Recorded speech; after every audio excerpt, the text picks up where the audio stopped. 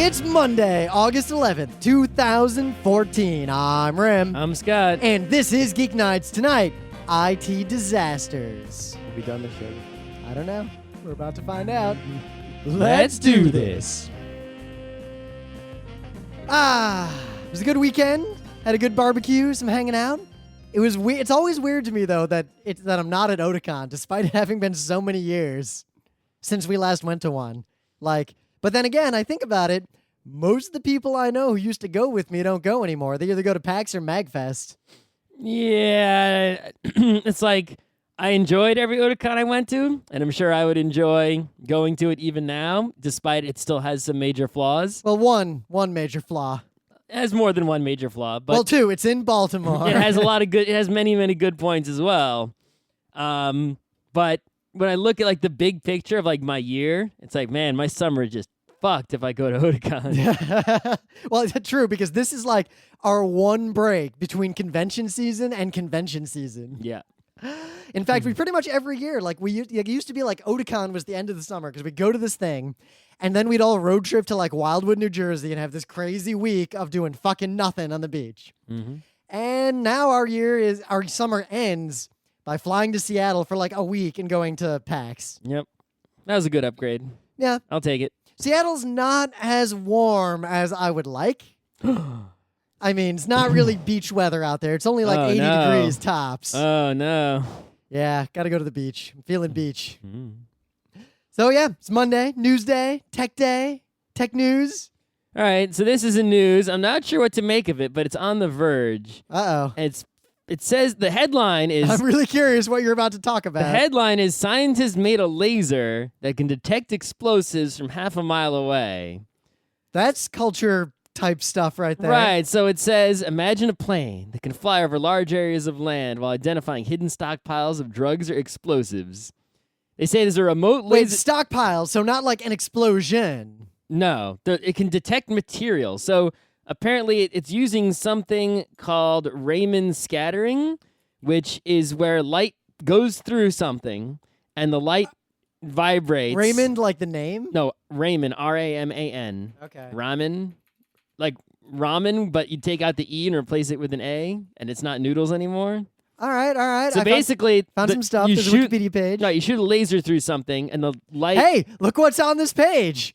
A Feynman diagram. Right. The light will scatter based upon the material it hits, and it'll scatter uniquely, and you can identify molecules based on this. And you can make, I guess in theory, or perhaps in reality, they've made a device where you shoot a laser over an area in a burst of some kind, and over a kilometer away, you can tell if certain, molecules are present.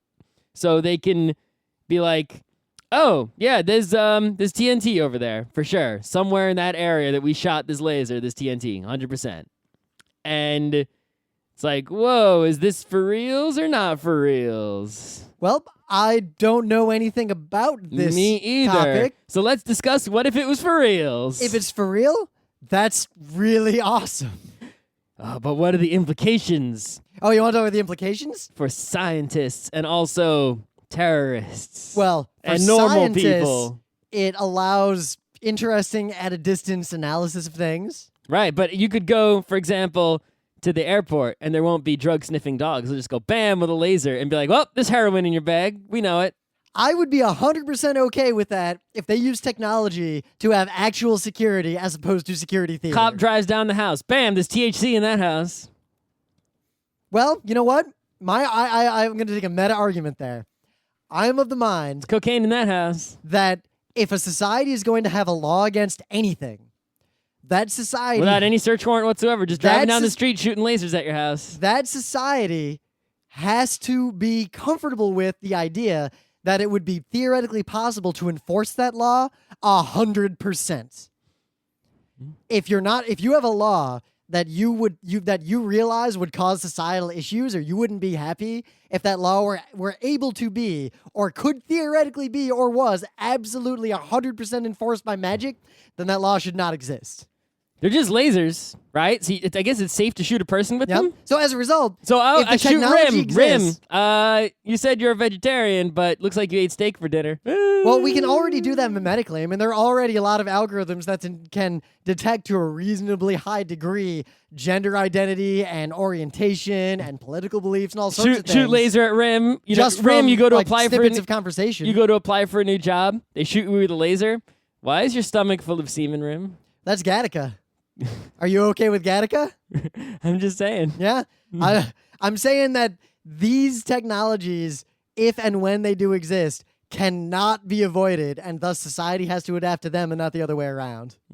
So as a result, the first most important application I could see is obviously the sort of military application. I think the most basic application is you're a scientist in a science lab. You have a little laser gun. You go, pew, like, oh, I have 2 white powders here. Which one is which? Pew, pew.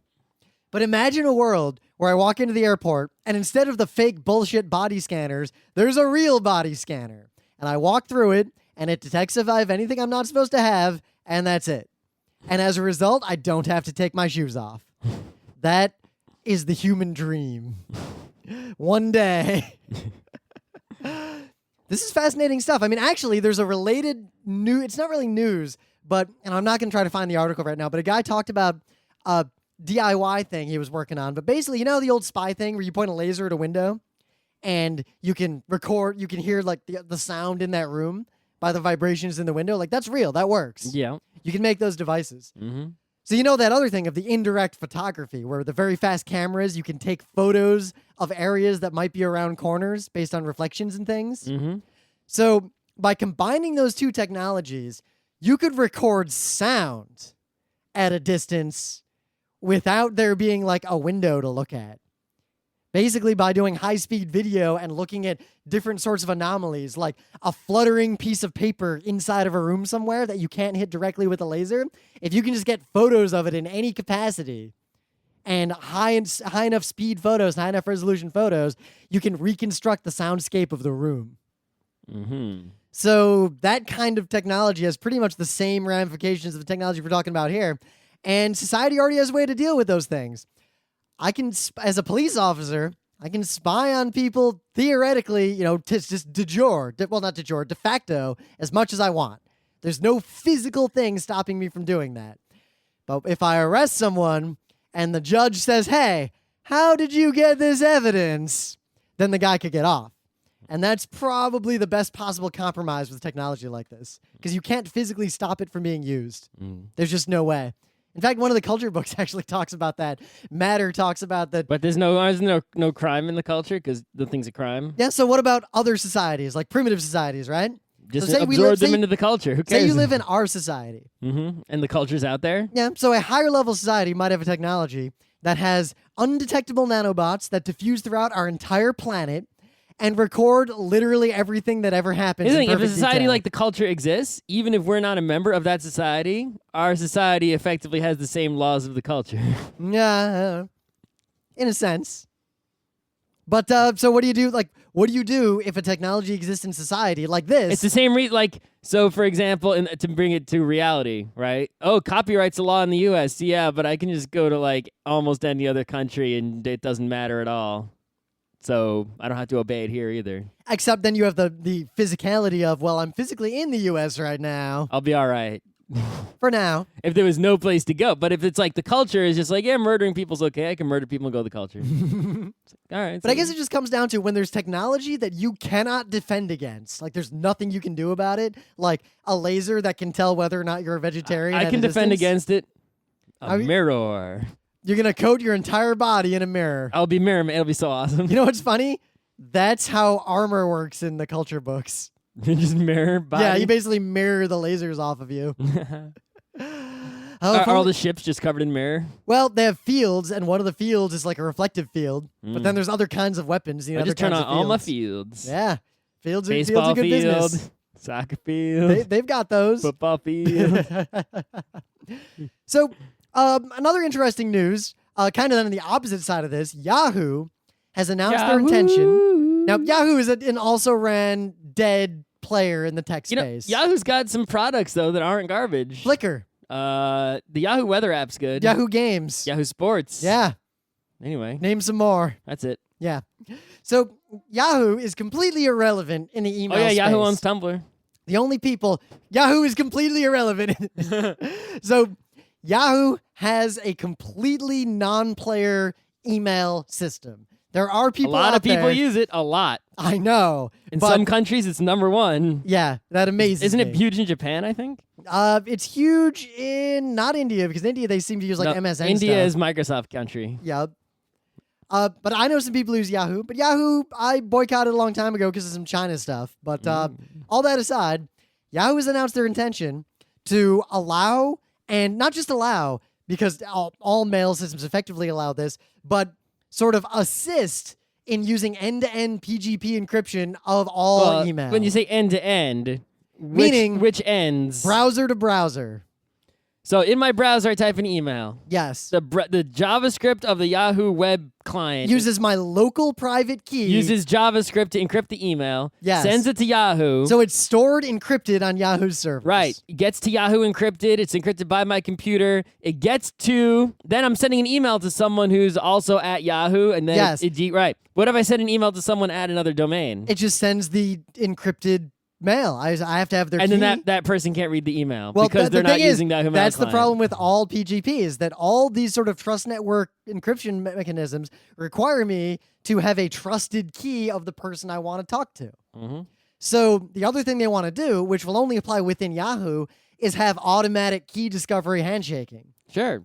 which exists. Like, you can do that. There's PGP key rings and PGP trust networks. Like, you can do that now. Nobody but the nerdiest of the crypto nerds We'll does set that up because it's Yes. a pain in the ass. I mean, even Will Wheaton, who uses this stuff, like, if you want to email him to this day, he's like, yo, at least use PGP to sign that shit. Even he does not, like, it's hard to interact with him via the public key networks of trust, because that just, nerds do that. So Yahoo is going to make that easy and automatic for people who are using Yahoo to email Yahoo people. And ideally, that means that it'll work if you email non-Yahoo people, but you got to do the key exchange yourself. This is actually a big deal because no one has done this before. Yeah, now what needs to be done to make this really happen is if like Google and Yahoo Team up and share. team up so that it works together automatically and there's a federated key exchange Which, again, that just works without people having to do anything except click send email. And by default, the encryption is all on. No opt-ins, just everything's on all the time. yes, this is a huge then deal because individual also what humans they should do not have do- the capacity to do this themselves. They should also make it by default, people who aren't Yahoo or Gmail, when you send them an email, it should send them the encrypted mail by default, and then make them be like, what the hell just happened? And you should have to go through a hoop to send them a non-encrypted one, and then people who aren't using Yahoo or Gmail will have to figure out, and suddenly everyone will start developing, and joining in on the club to make all the other mails compatible. Because that what you propose is exactly why this is actually important news. it's If like, a oh shit, major email provider, everyone at Hotmail's complaining because all the emails they receive are encrypted, and Google's like, tough shit. So suddenly Microsoft has to get on board. Otherwise, all emails coming from Gmail are Now unreadable. you could do this super nice. Like, you could have a system where it basically sends a person an email that says, "Yo, this email came from a person, everyone but with an it's encrypted." everyone with an Exchange server has to suddenly add in all this stuff.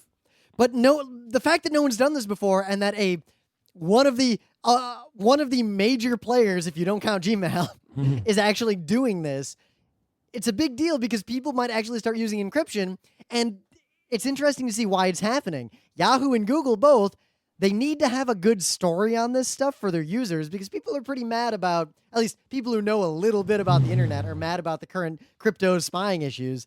But two, by doing this, they themselves do not have access to the email anymore, and they can basically, anytime the governments of the world say, hey, they can say, not our problem, nothing we can do, math. Yep. So They're basically, because they're always complaining, here's how many letters you get from the government asking for stuff all the time. We'll publish this. They're clearly mad about having to do all that work and spend all that money and develop systems to handle even that. if they're evil which- and purely self-interested, it still which costs give money them to no deal profits with that shit. whatsoever. They would rather not do that. So it's easier for them to just be like, oh, we're just going to encrypt all the emails. Then we won't have to answer the government anymore when they ask for emams. And it'd be Thus, that old situation. If Hitler saves a puppy, he's still Hitler, but he still did something good. You want to trick the Hitlers of the world need to do good things, even if they're doing them for the wrong reasons. So as a result, if they do this, we don't need to trust Yahoo anymore at all. Well, you need to trust that their encryption isn't bullshit. Well, if it's PGP, If it's just straight PGP with a key exchange, you have to look at it. yeah. It's not, Yeah, but that's the thing, that the idea of encryption is that you don't have to trust the intermediaries. You have to trust the code You have that to you're trust the running code, locally, and you have which to is trust, written by Yahoo. and you have to trust that the endpoint you're sending the data to is itself trustworthy. Mm-hmm. So the person I'm sending the email to, I have to trust that they're not going to just like forward it in ASCII to the NSA. So Google is also doing something interesting. This will probably take a lot longer because Google just takes forever to do anything. It amazes me that Yahoo is doing this encryption thing first. But Google has announced that they intend to start using the fact that a website encrypts itself, but with HTTPS, as a signal in their algorithmic ranking engine. Yeah, whenever they do this, it's always so vague because SEO people and whatever, right? Fuck SEO people, by the way. And it's if like you do that, you it's like, you yeah, are this the will problem. affect a small percentage of searches in a very small way, but it will matter, and maybe you should, And basically, they just try to say these things all the time to sort of make web developers and people who run websites basically behave in the way Google wants them to behave. So Google basically says, Which is great. Every website should always use encryption. Basically, Google's like, we want everyone to use HTTPS. So let's just say this, and then everyone will have to. Yep. But you know what? Again, if Hitler saves a puppy. Yeah, the one thing with HTTPS is it does make like websites that don't need it and don't have sensitive information. Turning on HTTPS eats up a lot of CPU resources, makes your site slower. It's not 100% just better, and it's not turnkey either. You have to pay for an SSL cert, into the SSL cartel, and it's not, 100% good.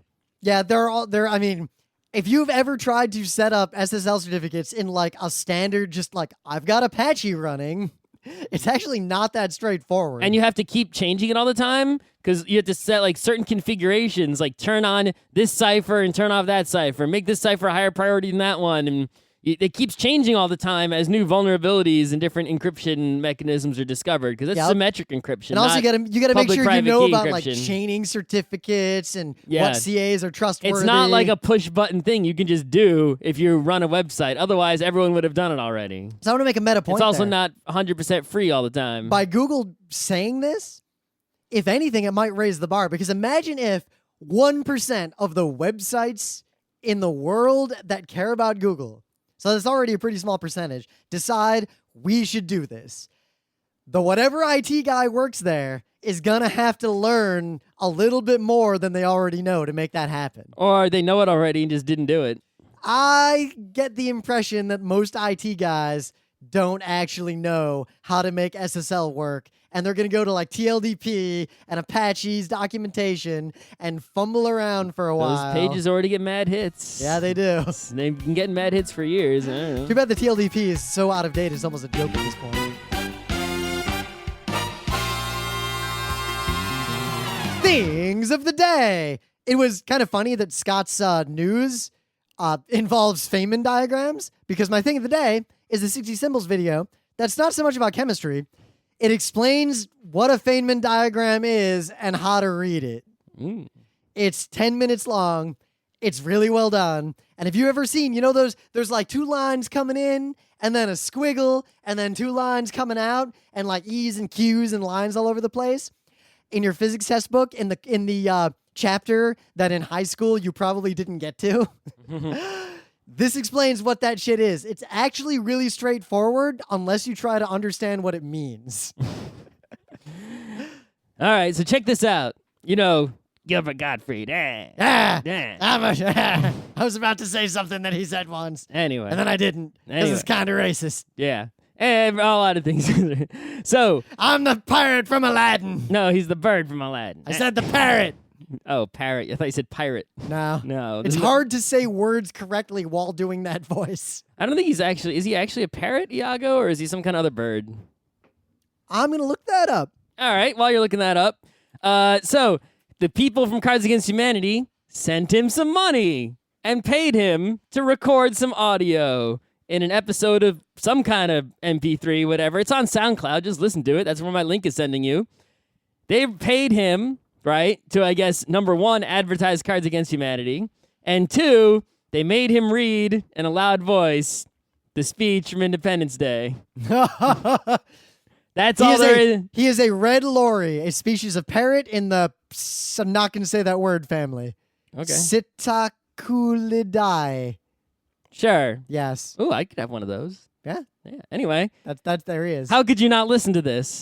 Therefore, it's a thing of the day. There were a lot of things of the day today. Yeah, there was a lot of good stuff. I got a lot stocked up. Meta moment. The book club book that Scott will probably not read until it starts snowing is A Canticle I read for Leibowitz. Another chapter or two. Did you meet Leibowitz yet? No. Do you know who Leibowitz was? A Jew. Did you find a canticle? Isn't the whole book the canticle? So you're still in, there's a bunch of priests, one of whom is kind of dumb, but also kind of smart. There's the young guy who found the stuff underground. Yep, who's both dumb and smart at the And same there's time. the old guy who tried to make him shut up, but then gave up. Shut up, shut up, shut up. I like that guy a lot. Then there's a bunch of other random priests. Okay. Okay. You haven't, so no like, I don't know, nuclear war has happened yet? No. Okay. Maybe in the past, but not in the part of the book that I've read. In the meta moment, we're going to be at the Penny Arcade Expo Prime in a few weeks. Oh my God. We're doing a panel called How to Win Every Game. We'll teach you how to win games like Go and football. We're not even joking. No, we're not. This might be the most well-prepared and greatest lecture that we have ever done. Mm-hmm. We're bringing some technology to assist us in doing this. It's on Monday at noon in the Sandworm Theater. In other related news, we have 2 extra tickets to PAX Prime. I have them in my hands, and it is too late for you to get them because Fuck you. As soon as I get home, I'm going to go through and find everyone who tweeted appropriately and use random.org to select one of them to receive those 2 tickets in the mail. There is no way this episode will be uploaded by the time or before that is announced. So for you're free. fucked. So congratulations to winner that is yet to be named. I will direct message you on Twitter, and you'll have a certain amount of time with which to message me back with your address. If you fail, I will make you very sad and give them to someone else. Yes. Also, person who made an account that only has 1 follower and made the Twitter account yesterday, and the only tweets you have are trying to enter free PAX giveaways with us and other people, you're disqualified by complete arbitrary decision by me. Yep. If you don't like it, sue us. That's right. Come after me, bro. Deal with it. Also, if you win and you sell the tickets on eBay instead of going, You will still get them because Yes. there's no way for me to know that, but you will be on my shit list for all eternity. The end. You will not like that. I will make it unpleasant for you in some way possible. We'll just hang out outside your house at night. Boo. I have your Twitter account, Boo. and it's probably going to be a real person on Twitter, not a fake one, because, I'm going to filter out the bullshit ones like the one I just said. Emily and I are also going to be at PAX Dev. So if any of you are going to be there and you want to hang out, we're going to be in Seattle for like 3 extra days before PAX. I'm going to be chilling in New York, having a good time. Come keep me company because I'll be lonely. Yeah. All that aside, I booked my tickets, so it's on. Scott is not coming, but I am going to PAX Australia in October. The first PAX I will have missed since 2000. I've been to every single PAX since the year 2008. Yes, except this is a problem because for so have that I. one. That includes Australia, and the problem is by going to this next PAX Australia and then by going to PAX South, when the third PAX Australia comes around, I'm going to feel really shitty if I don't go. That's like when you've got a portal in Ingress you've held onto for 19 days. See, at least by just going to the one, be like, all right, I did it. Yeah, because your streak is still, you've been to the first PAX of every I didn't PAX go to the first Prime. Since you started going to PAX. I didn't go to the first PAX Prime. I should have. I said since my you- yeah, we greatest should've. regret in life. I didn't go to every PAX, and I could have if I would have sacrificed everything else in my life. You know, our lives are pretty good considering that literally our 2 biggest What regrets. did I miss at PAX 4, 5, 6, and 7? There were 4 PAXs there. Yeah. What happened? Do you regret not going to NecroWambaCon? No. I wonder how many people listening now even know what that is. Some people know. But there are people who go to PAX and don't know what Penny Arcade is. Sure. So, all that aside, IT and technology disasters, because there was a high-profile technology disaster this past weekend. What was it? So, Otakon, the convention we were talking about, This is not high profile. it's high-profile because this is an example of an IT fuck-up that was trivially avoided had people known better. It was still not high profile. Well, high-profile, what do you mean by high-profile? I mean, this is a Amazon's convention. down for a long time. People can't buy anything. That wouldn't be high-profile. That would be Mad Max. Amazon's ordering system got screwed up. Everyone received the wrong package. Like millions of people, thousands. That would just be hilarious because I'd keep whatever they mailed me and then I'd demand that they send me whatever I ordered Yeah, but because there's laws around that. all Google searches returned wrong results for a day. I'd use Bing for that day. I'm just saying. So Otakon, an anime convention that we joined the staff at one point, and we've been basically since we went to PAX Prime '08, we have told them every year they should mail the badges because handing out 30,000 physical badges the Thursday before convention is ridiculous. Stupid. Like, that's stupid. Beyond stupid. So we're going to skip the real solution to this problem, which was mail the badges. Jesus Christ, son of a We've bitch. said that enough. We don't have to say it enough. Well, no, it can't be said enough. Mail the fucking badges. But that does add a sort of core moral to our lesson right now. If you have a technology problem and the problem seems insurmountable, you need to examine your first principles. You need to decide whether or not your fundamental approach is correct or not. If your problem is something like, my database can't handle 12 billion queries per second, what the fuck is generating 12 billion queries per second? Yep. Like, that's your problem, not the database. Mm-hmm. So Otakon's problem was they're attempting to even do this in the first place. Yes. But assuming, taking that first principle, we have to do it physically at the convention, pass out 30,000 badges. What they did, and this is based on just me trying to piece it together from things they've said and other people have said, because they haven't given a very good official explanation. Something like 10 to 15,000 of those 30,000 people lined up Thursday night, and they had a number of computers on site. And they need those computers because they need to, when you go up to the booth and say, I'm so-and-so, here's my ID proving I'm so-and-so, please give me my badge, they use the computer to look up if you are indeed so-and-so, how many badges you have paid for, and, if you even are a person who paid for badges. Yep. And there's no way you could look that up by paper. That would be the worst. So they have a number of those, and those computers all have, I assume, a physical network cable connecting them to a network on site. Yep. So from what I gather, what happened was those computers, to authenticate whether or not you were the person, were connecting to a database. Now, that database... A database containing the list of names and numbers of badges of all the people who registered for Otakon. That database, as far as I can tell, was not physically on site, but it was hosted wherever their website is hosted. So, every time someone tried to get a badge... Well, obviously, you need to have the database or the website is hosted because you register on the website, and then it needs to insert you into that database, so it needs to be accessible by the website application for wherever the website's hosted, most likely. Yep, so logically, that is a pretty...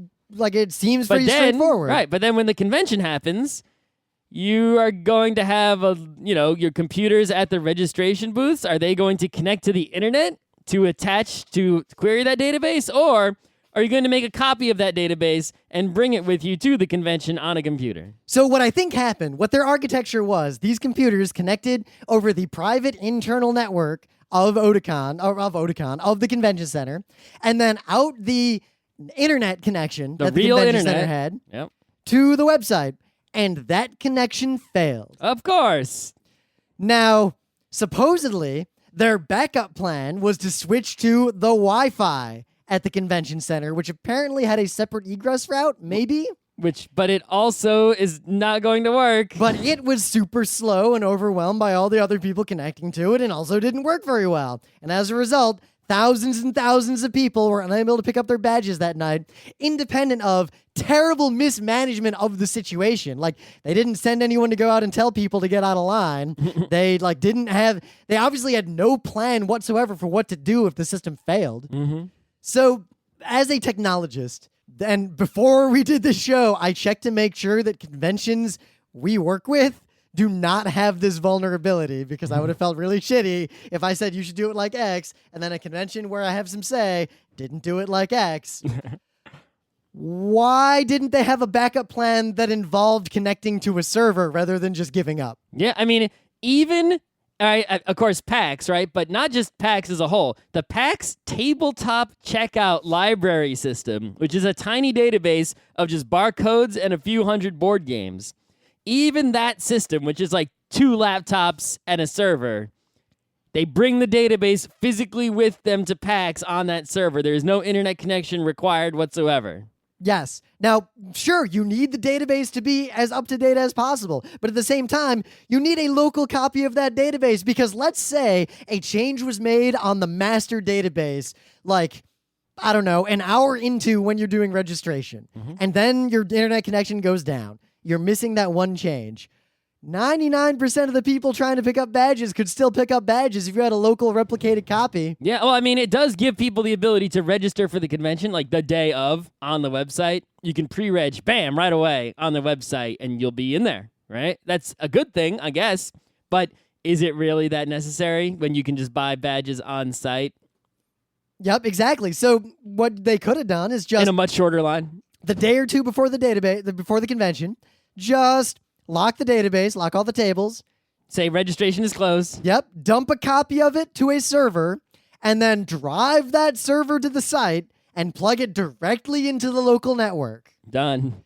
That would have solved this problem 100%. Unless the local network failed. So that's if the very unlikely. Much more unlikely than the internet failing. So I would actually, because I've done this when I've run events in the past, if I were them, I would have with me a backup local network, meaning a bunch of consumer grade switches, 1 or 2 professional grade switches, a bunch of Ethernet cables, and a spool of cable that I could crimp off if I fucking needed to. I have an even better idea.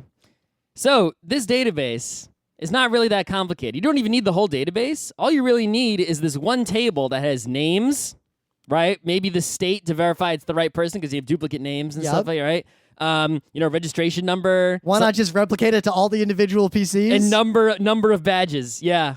Just copy that freaking database, because like SQLite table on every single one of those computers. It's a standalone thingy. Especially because no application even if required. The worst case scenario. So let's you just put it on a USB stick. You have a fistful of USB sticks, like, here, everybody, and you just make sure none of them. There's a little security risk because someone has a list of names of people who went to Otakon. Oh no. Well, it's not like credit card numbers are on there. Physical security could be done pretty easily. Or email addresses. Sure, Because obviously if the network fails, these computers are not on the network anyway. Right. But 2, physical security gets around the issue let's say the master database server locally fails, but I've got the replicated copy on all the local machines. In that case, sure, a person could theoretically go to machine 1 and then somehow go to machine 2 and get double their badge allocation.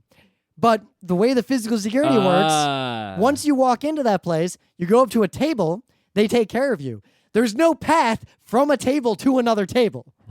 That's trivially solved by one person watching the line. Also, who is going to do that? Who would know that you had a problem and that would work? How ballsy would it be to try that not knowing that they had a failure? Yeah. Or even then, say the master database goes down. Even if you don't have local replicated copies on all the PCs, all those PCs could still be networked to each other. I mean, the odds of your backup switch going down, these PCs are at most a few hundred feet away from each other. Like, this is not rocket science. No. These kinds of problems are trivially solved by even the most basic of IT procedure and backups. Well, the fundamental problem is a problem made by many people who not only run conventions but go to them, and not just conventions, but pretty much anywhere, is that assuming there is going to be internet somewhere. Even Oh my God. I can't tell you how many panelists, like 11, came up to me at Kineticon in a panic. And they're like, yeah, the panel staff told me to talk to you. Our panel needs internet because we're going to show YouTube videos and we can't connect to the Wi-Fi. And also our tablet doesn't have a video output, so we can't connect it to the projector. It's like, really, kid? You ever been to a convention before? It's not just, but I mean, conventions especially, but like anywhere you go, if you go to another person's office for a meeting to sell them something because you're a salesperson, Your entire demo better run on that local laptop you brought with you. You cannot assume that business is going to have Wi-Fi for you to connect to the internet. Let alone Wi-Fi that opens weird ports or anything. If you go to a coffee shop to work, you cannot assume the internet there is going to be working and will be fast and reliable. You can if also they even not have it. assume that your local wireless tether will work because, again, like say you go to a convention, there's 30,000 people there. Right. At least half of them have smartphones. It's like you can go someplace and assume there's going to be electricity and water. Yes, because if electricity and water, basically assume... Then no one's going to go to that place. You can leave. Assume that everything short of Mad Max will not be available. If the convention center doesn't have water, pool's closed. Like, it doesn't matter. Right. But Wi-Fi is going to go down. There's going to be no Wi-Fi. And this applies to your daily life. If I travel somewhere and, like, we're driving long distance and I get, like, directions on my Google Glass or my phone, I at least have a cached local copy of those directions in case internet fails. Yeah, I'm going to drive anywhere. As soon as you drive out of Wi-Fi range of your house, you need to be able to get where you're going if there is no internet whatsoever between the end of your driveway and your destination, which also will not have internet. Yep. I usually Even print if- a fucking map if I have to. The only way you can guarantee internet at your destination is it's also your beach house where you paid for Wi-Fi and internet and you know it's working. Maybe then it'll be trustworthy. Maybe. Yep. So I can't imagine having a dependency for 30,000 people picking up badges on an internet connection from a convention center in Baltimore. Yep.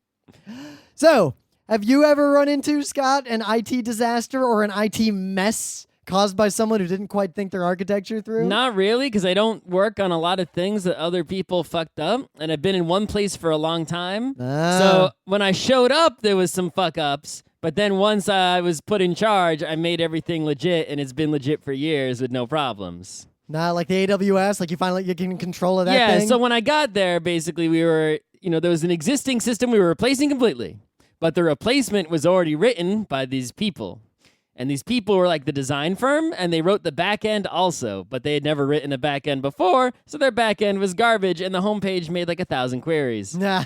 So first job was, okay, we can't fix their code right now, but make it run.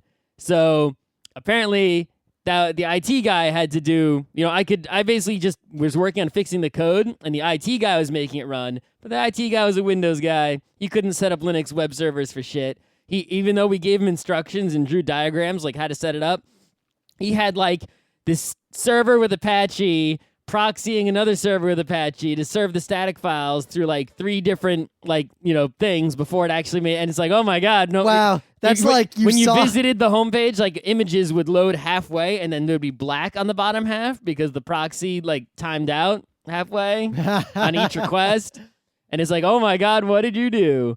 So. But yeah, eventually I fixed that, and then we rewrote, like it took a year or so, we rewrote all the code to not be garbage, and now everything just works forever. I think AWS is a common place people run into this, especially, and servers in general. Yeah, every but time I set up the AWS from scratch. There wasn't anything bad there to begin with. I've had jobs before where there's issues, and eventually I say something to the effect of, look, let me log into your AWS and I'll take a look. And usually when I see that dashboard and I see what they do, play God. Why do you have 100 instances and 100 security groups? It's like, what are you doing? They're all the default security groups. Yes. They're not even default. They're all just like open to everything. 0.0.0.0. Yep. /0.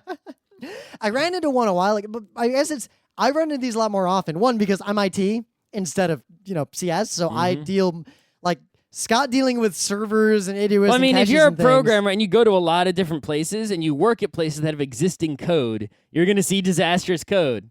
But if you work at a place where there's like just one code base and it actually got to be good, and that you're not going to see that. If you're a contractor or something where the people hire you for like little, you're going to see a lot of bad, for anything. Maybe it's not just programming. What if you're, I don't know, you install, you're an electrician, right? So you get called out to a house to fix something. Oh my God, look at the wiring on this. This is horrific. Oh my God. But if you wire up a new house, it's going to be great if you don't suck.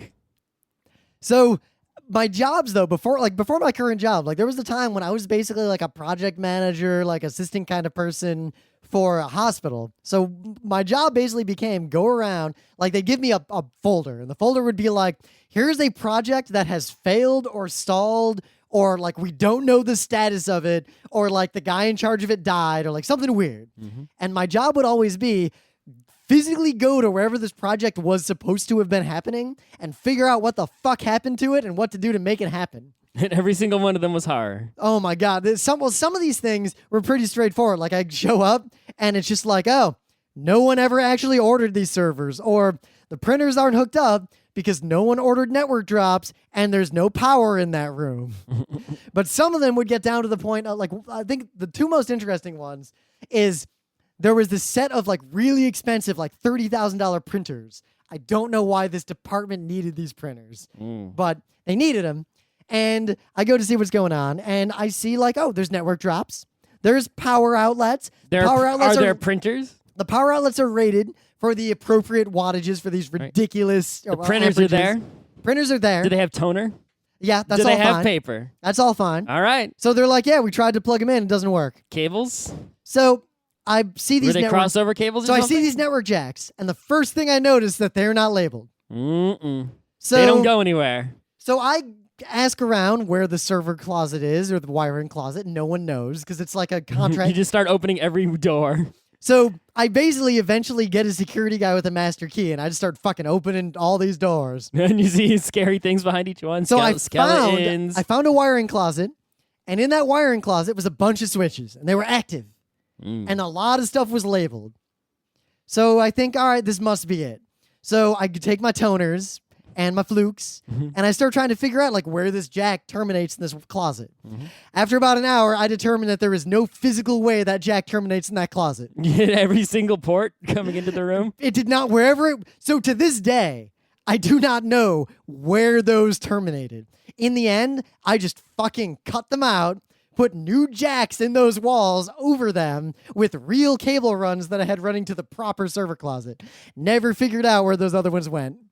I tried to trace it like through the wall with like a sort of like an induction device. A little robot? No, like an induction device. Oh, where you put a thing up against the wall and goes... So I put a toner thing on the cable, so it's like yep. basically the cable turns into a giant antenna just broadcasting noise. And then you rub a thing up against the wall and it beeps and you're next to it. Yeah, and I followed it for a while. Just like one of those stud finders. Yeah, and then I lost the signal, and even like I opened the wall, and I still couldn't figure out where the fuck it went, and we just gave up. So those cables are probably still in that wall. If you pulled on the cables, were they attached to something at the other end? They were in the sense that I wasn't going to just start yanking on them. Why not? Because what if they unplug something else that's actually being used? I mean, this is a hospital. Like, for all I know, there might be like an old token bus running like an OR machine. Like, I can't just fuck around in these places. The other interesting one was more of a project management thing. A classroom was supposed to be built. It was supposed to have like 30 computers in it. I go to the site, and there's a cement building with no interior and no doors and no roof. And I go in, and I see a server rack with nothing in it in this exposed to the environment area and nothing else. It is an unfinished building. And all I did was take a picture of it, and I wrote my report, and my report basically said, classroom wiring not complete because building not complete, see appended, and then there's a picture. And I faxed that back, and that was the end of it. Okay. I never found out what happened to that. No one responded and said, oh, there was just nothing. All right. Yeah. Let's see. The most recent one I dealt with was kind of interesting. Someone asked me, why the time wasn't synchronized That's your job. on these 3 servers. That's your jam. Yeah. That's- So I mean, if it's like if there's a person falling off a building, Superman comes. If the clock is incorrect, Rim just comes and you can hear it from like 10 miles away. so I go in, and Someone's clock is wrong the first thing I see by 2 milliseconds. is that one of the servers has a cron job that's calling like NTP date and an IP address every 5 minutes. How do people end up with that solution so Dude, often? That solution is recommended by a lot of really bad websites. That's why. That solution exists because people don't know what NTP does. Even Who better, came up with that solution and spread it around to begin with? I don't even know. But even better is I see people who have updated that advice. So instead of NTP date, it's like NTPD dash I think Q, like the one-off NTP command. Why do they even have that command to begin with? Uh, When would you legitimately use it correctly? I might use it with some other options to unboot. To like with a different if there is setting. if there is no internal clock on the computer Maybe. Or maybe if I or the battery in the computer ran I out? might use that if I'm like starting a virtual machine. Mm. But even then, if you do it and you don't understand what you're doing, like if someone thinks, oh, I'll have that run at boot, so it'll force the clock to at least be close, and then I'll synchronize normally, there's a big problem there. If you just run NTP like that, it'll detect that the clock's too far off and crash without setting the clock, just like the daemon does. So it won't actually do what they think it'll do. So then the other 2 servers have an NTP configuration. They're synchronizing to each other, and they're synchronizing to their local like fake time device. So they're basically synchronizing to their own local clocks and each other. And NTP had crashed anyway.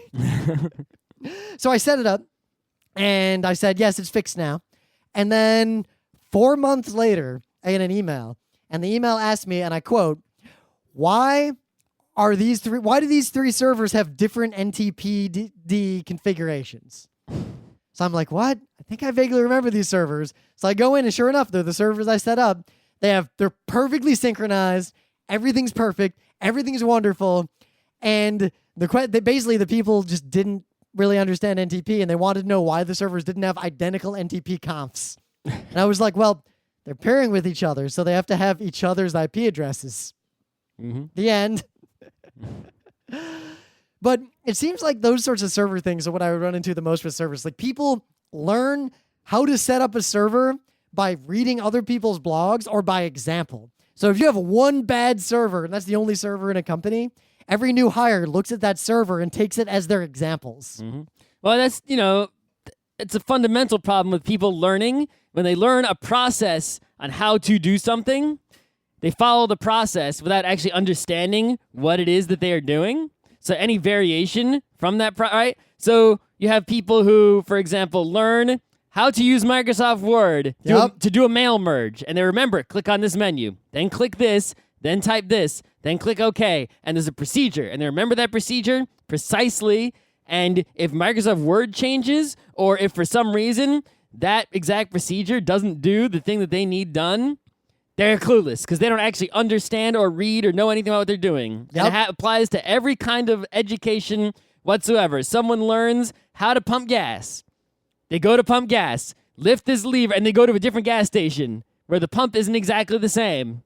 And now they don't know what the fuck to do because they don't understand the fundamental concept of pumping gas. They simply remembered these steps and don't actually think about what the hell it is they're doing, or incapable of understanding what it is that they're doing. So I think there's a more subtle thing that happens here, because there's another option, because that's the option of me. When I would show up at a place and I'd see a server and a server is really badly configured, rather than looking at it and going, oh, I guess that's how I should set up servers, I would loudly go, who the fuck set this up and what the fuck is wrong with this server? Because you can tell that it's bad because you actually understand it, as opposed to just assuming that there's this procedure you follow at the end and not knowing, being able to judge, or you don't have a comprehension of the system. But I think the places that have bad IT in general will find it very difficult to hire good IT, because good IT will either want a lot of money, or good IT will come and then immediately try to redo everything from scratch, because the path to building a new server from scratch, as opposed to taking an old server and fixing it, is shorter. Much shorter. It's not only shorter, but I think the latter is actually impossible. Well, Also, Like today, I found this old server, and they were like, "Yeah, you got to fix some vulnerability." So I log into it. I'm like, "Oh, this is Susie 10. All right." So I Google. what? How old is So- that? So I Google. What like, year is that from? so I go on Google to figure out what the fuck package manager Susie uses, just because I don't even whatever. I forget the name of it. There's like this Zephyr. Yeah, that's Zipper, it. Yeah, That's it. and there's a couple other ones too. So there's like this Yast tool that also does like configuration. Yeah. So I type yes, and it's like yes starts, but it's like not configured and can't connect to the outside. It's like whatever. So then I type the name of the other thing. It's like command not found. I'm like So I responded. I was like, yeah, there's no way to fix this server. Build from source. Yep. Rebuild new server. Just install like fucking CentOS at this point. Like I don't even care. Copy whatever this server's doing to a new server. Yep. Don't copy your opt directory or whatever it is that you do stuff in over. You gotta build that shit from scratch too, guys. I can't tell you how many servers I've seen that are messed up because like someone copied like user sbin or like opt just across. A lot of people just put everything that matters to their business in opt. And their procedure for building a new server is something like install the server, copy opt from this particular server, and then do a whole bunch of chones on it. No, nothing. Any server that I have, you know how many files are in opt? None. No files are in opt ever. I have a lot of shit in opt, but that's because I'm always, everywhere I've worked, there's a lot of like third-party software that's usually monolithically packaged because people can't deal with dependencies, and fucking nobody in the world seems to know how to package software. Like everywhere I've ever worked, hey, can you make that as an RPM? The response to that question ranges from no to what's an RPM. But I think I'll make you all the debs. Any debs you want. I think the biggest thing I've ever run into, and I want to give some specific advice to you kids, if you work anywhere and any procedure you ever look at for setting up a server says disable IP tables. What? And at no point does that procedure say re-enable IP tables. Why would you disable IP tables? The majority, even if you have no IP tables rules, I think, leave it on anyway. It doesn't do anything if you just leave it on. but a lot of times there's a rule that they don't understand. I'm sure, and the thing is, there's probably going to be rules in there. It's probably not no rules. Yeah. I would say that the majority of the servers I have ever touched in my life that were not built by me had IP tables disabled when I logged in. What the fuck? Because people don't understand the majority how it of works, servers I touch have IP tables enabled with no rules. which is bad, but Well, usually it's like they just network you should at level. least have the one rule that blocks all local broadcast traffic and blocks all local traffic that's not directed at you in case some bullshit happens on your network. Because I've seen, so man, here's the situation. You've got a computer on a switch, like all computers should be. So as a result, you never see any traffic except traffic that's directed at your computer. Sure. That's fine. But switches will usually send you also anything that at the low level is broadcast traffic.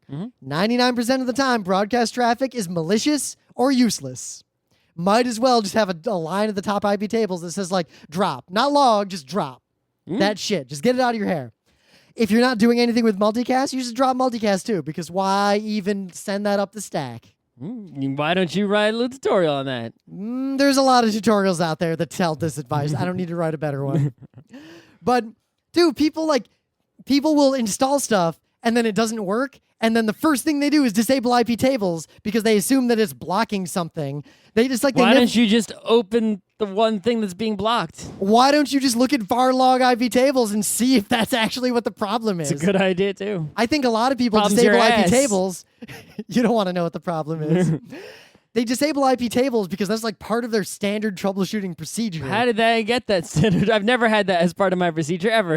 Yeah, because you're smart. Because once in their life, something was blocked by IP tables. It was fixed by blocking IP tables, so they added to their script of reboot the computer, disable SE Linux, disable IP tables. Disable all the important things. Granted, you should disable SE Linux. I've never used it effectively. Well, I mean, SE Linux is just... God, as a professional, have you ever had a production environment running a configured SE Linux in a capacity where it did something you could say specific? No. that it did. Yes, that's my point. But if I was in a serious thing where security mattered a ton, Yeah, like the financial world, I don't think anyone in the financial world has ever enabled SE Linux on purpose. I mean, it's on by default in certain distributions. Yes, and the first thing they do is disable it. No, the first thing you do is basically as you're setting up the Or they set it to like permissive mode. Well, no, what happens usually nowadays is as you're setting up the machine, if it's a distribution with SE Linux by default, you're going to bump into it where it's going to stop you from doing things. And you're saying you have to be smart and you have to know, oh, is the thing that I'm doing actually the right thing to do? Have I been doing something wrong my whole life? And you Google it and make sure the thing you're doing is indeed the thing you're supposed to be doing. And then you make a specific exception. You say, okay, SE Linux, I'm going to do this thing. Let me do this. I'm root. I swear to God. And then it lets you do the one thing, and it continues to do all its other protections that you don't even know about. Yep.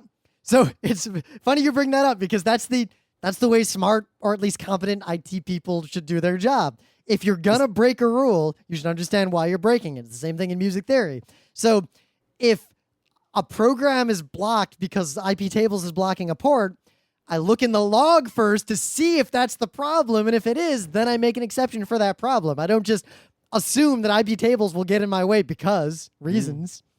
So with SE Linux, you want to know why I think most people disable SE Linux? It stops you from doing anything. Because they copy opt from some other fucking computer and the dates on SE the files. Linux is not going to let you run that shit. Well, even if it will, the reason it won't usually that I've seen is because some bit, like a UUID, whatever is wrong, or because the time that those files was created ends up being in a time in the future because NTP was also not set up right. You can just wait 10 minutes and then suddenly it'll work. So the problem is that usually that time in the future is some like made up number, or the time is 1974 on those files. That's a problem. So the perfect storm of NTP is set up wrong, IP tables is set up wrong, possibly causing NTP to not work, and some directory like opt or sbin was stupidly copied from another server. That is the perfect storm of SE Linux just giving you errors you don't understand. If you had just used like rsync with like -m time or something, I forget the flag, you would have the right times. Yeah, but I want to point out, Scott and I don't you don't remember. You'd have to look up like the exact options in rsync. I know how to type man rsync. Yeah, that's why I love one of my developers. The other day, we were looking up some stuff. And also, I would not only would I not be copying opt from one computer to the other, but if I was, I would be using rsync. We see a file format. We're like, what the fuck is this? And the developer's like, IM's like, here's the command that I use to generate that. And it's like T-shark and a whole bunch of that guy options. just remembers that command, copies and pastes it, has no idea what it does or how it he works. wasn't the problem. This isn't that problem. Yeah. So we look at the command, and like I do packet capture a lot. But every time I do, I type man T-shark because I don't fucking remember all those filter details. No one does, unless your job is just that. So we both look at this command. Neither one of us says anything, and he just types man T-shark. Yep. And I gave him the silent bro fist from behind. So what's the moral of this, I guess? Learn from the mistakes of others. Monday show ideas. We need more of them. Yes. Learn from the mistakes of others. Think about what you're doing. If you're copying pasting commands, just typing them in, you're doing it wrong. If you don't understand every single thing that you are doing fully, 100%, you have failed. Even if in the end it works, you fucked up. When I installed that fucking Linux from source, Gen 2, back when we were at RIT, I understood about 40 or 50% of what I was copy pasting to bootstrap that thing. But also, kind of an aside, if you're setting up a system of any kind, writing code, anything, think about the things that could go wrong. Even if you don't do anything about them, if you like deploy a system and then like a week later something goes wrong and you didn't at least anticipate the possibility of that going wrong, you're a failure. You've got to think like the most horrible pessimist in the world, like the Oticon example. If I were in charge of that department, I'd be thinking, so what if the internet goes down? What are we gonna do? Fine. What if the power goes out? What are we gonna do? Fine. And the answers to some of those questions might be, we shut the fuck down and don't give out badges, or we break out the paper copies. The fact is, even if you don't have a contingency plan that actually solves the problem of the ridiculous failure, you have to at least have a plan. The plan might be give up and go home. It might be. It's like, oh, we actually have to tell these people, don't wait in line anymore. Yeah. Like, in the like some crazy financial thing. Like, you might have a plan. Like, even when I worked in like a broker-dealer, we had plans that said things like, if the trading system cannot be brought up within X minutes after whatever outage, like multiple site failure, the continuity plan after that was a business plan that was like, call our customers and tell them we're down. Update our website to tell people we're down. Disconnect all of their fixed sessions because we're down. It's okay to have a plan that says we're fucked. This is what we do once we're fucked. You can't just do nothing. Yes. Or maybe maybe do nothing's the right answer, but at least, you need to know why do nothing's the right answer. I can imagine contingency plan that says, if the backup fails, leave the office, change your name, never show up to work again, cash that check.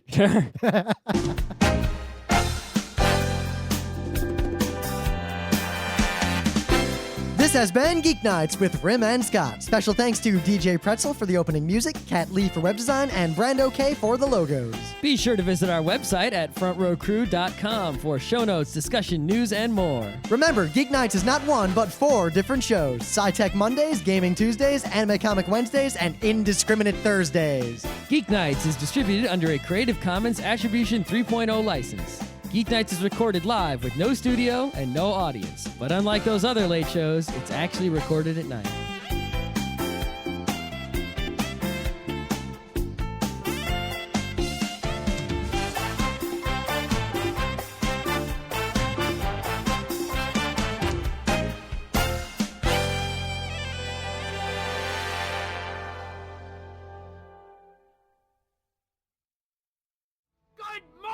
Good morning! In less than an hour, an aircraft from here will join others from around the world, and you will be launching the largest aerial battle in the history of mankind.